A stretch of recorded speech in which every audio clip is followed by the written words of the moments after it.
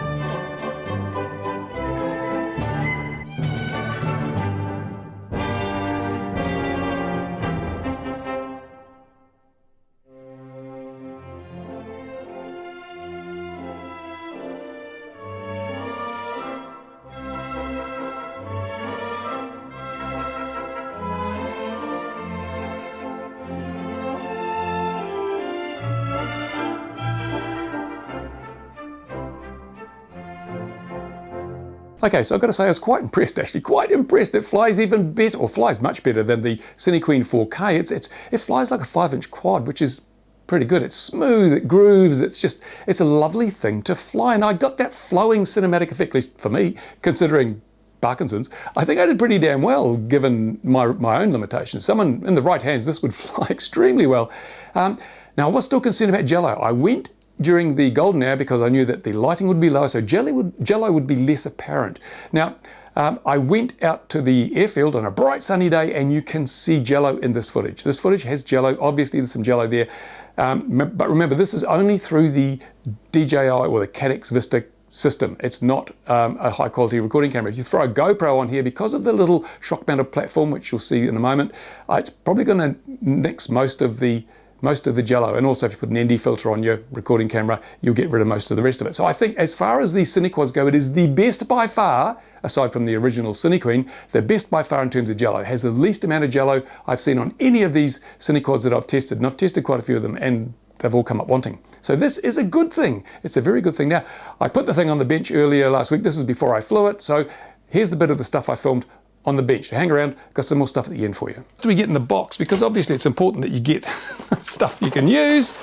And the box is actually loaded up with goodies. Let's take a look. We don't unbox things, but we will look at what's in the box. We've got a battery strap, extra tubes for the Vista antenna. Looks like a power lead from a balance port to something. I'll have a little Allen keys, little pads. Ooh, there's quite an accessory kit. There's a lot of stuff in there. We have the Vista instruction manual, which is quite normal. Some spare propellers. Yay, thank you, GEPRC. Some manufacturers are not sending out spare props with their quads these days. Not a good idea to leave those out. A little card that tells us what we can do. A camera mount's probably a GoPro mount. I don't have a GoPro. One camera I do not have is a GoPro. Never mind. It's a TPU printed one, so that's okay. We have a USB cable, and that's actually handy because it's a USB micro. USB micro, USB-C. USB micro. I've run out of USB micros now. I don't know why, but I did. Most important of all, you get a key ring. Woo! Everyone needs a key ring. We have an instruction book. Very handy. The all-in-one, it's a 72235 amp all-in-one flight controller ESC setup. Some stickers, everyone loves stickers, and that's it. That's what you get for your money. Now, I haven't flown this yet, and this is obviously the Cinelog 35 from GEPRC. So I'm hoping that their history in making Cinequads is going to break the mold a bit. I hope this will be quieter than all the other Cinequads I've got, and I'm hoping there won't be jello on the footage. One positive thing is it has rubber mounted camera mount. There's a little installation shock mounted camera mount here, which is probably going to be really good at reducing jello. Of course, to get minimal jello, you've got to have good motors, you've got to have good props. These have GEPRC's own branded motors. This is the 4S version, there's a 6S version as well. And because it's a 4S, they're 2550 kV, 2004 motors, which, to be fair, that's actually pretty good. I know there was I looked at the Beta FPV Cinequad, and it had tiny motors that got so hot because they were working so very hard to try and keep the thing aloft.